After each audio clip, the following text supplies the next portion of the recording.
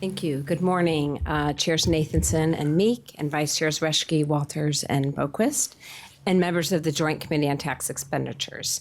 Thank you for taking the time to hear House Bill 3235, which creates a child tax credit for Oregon families. My name is Lisa Reynolds. I'm State Representative for Oregon House District 34, and I chair the House Committee on Early Childhood and Human Services, which is where this bill originated, the robust discussions, and it passed out of that committee unanimously. I'm a proud chief co-sponsor of this bill, along with Representative Valderrama, Representative Greg Smith, Rep. Dacia Graver, and Senator Winsve Campos. So we enjoy bicameral and bipartisan support. I spent 8 years training to become a pediatrician. 4 years in medical school and 4 years in pediatric residency. I spent a huge chunk of time learning the nuances of the physical exam, how to read x-rays, and what normal blood count levels were. But truly, this is not healthcare as much as it is sick care, right? Learning how to help folks who are ill, and mostly in pediatrics, it just takes time to heal and to recover. But when we talk about the actual health of a patient, we don't really call on pathology 101. We must focus laser beam on the social determinants of health. We must acknowledge that one's health is utterly dependent on one's social environment, and this is more true than ever for children. So what are these social determinants of health? Well, there's tangibles that we talk a lot about in this building: housing and food, access to childcare and healthcare, and meaningful education and rewarding careers, clean water and clean air. And then there's the intangibles, the sense of belonging to a community, or factors that mitigate structural racism.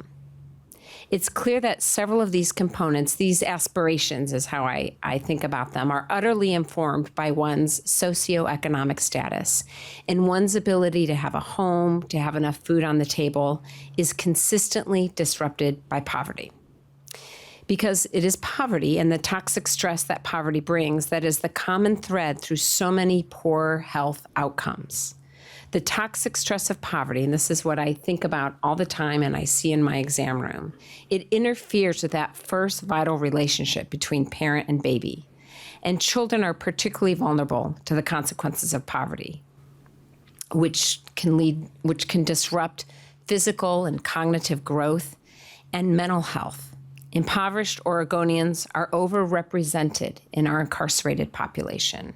And we know that poverty contributes to higher infant and maternal mortality rates and lower expected lifespans. And we know that children who experience poverty are much more likely to become impoverished adults, reflecting a cycle that is very difficult to interrupt. But there's some good news, right? We have seen a marked decline in child poverty, 60% drop between 1993 and 2019. It's not rocket science. Good policy could end child poverty.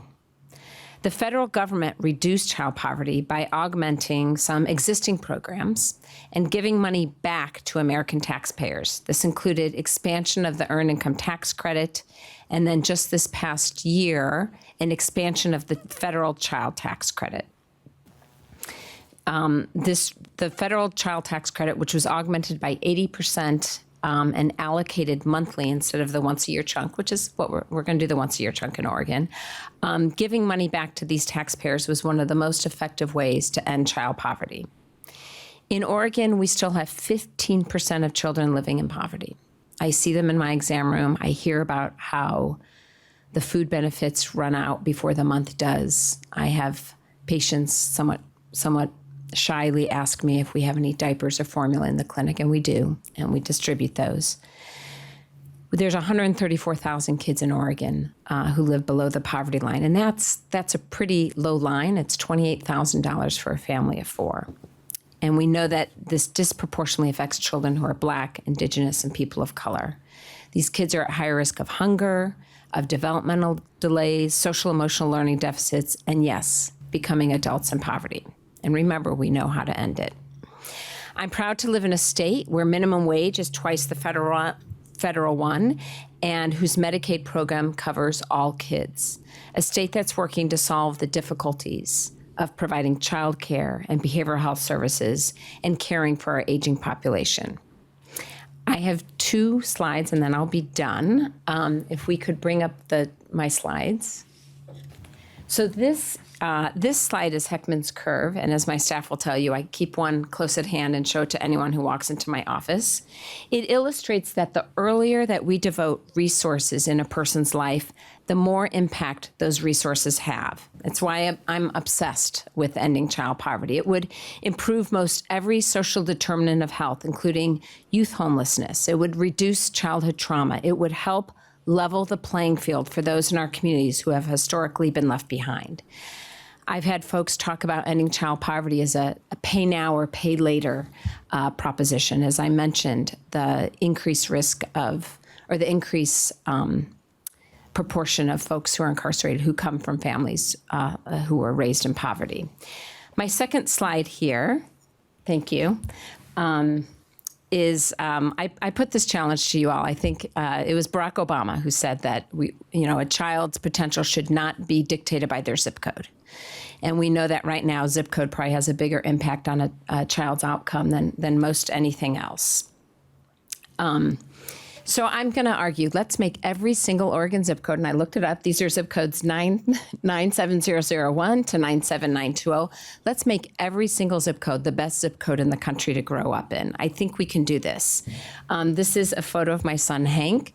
I will tell you that I'm traveling to Chicago on Thursday to see Hank graduate from college. Hank, as a child of 2 physicians, had every advantage in the world, right? And it paid off. I'm proud of him for making through to college graduation, even despite COVID. But I would really love every Oregon child to have the same opportunity. And I firmly believe that House Bill 3235 is a step in the right direction. It's an honor to be in this work with you, and thank you so much for your time this morning.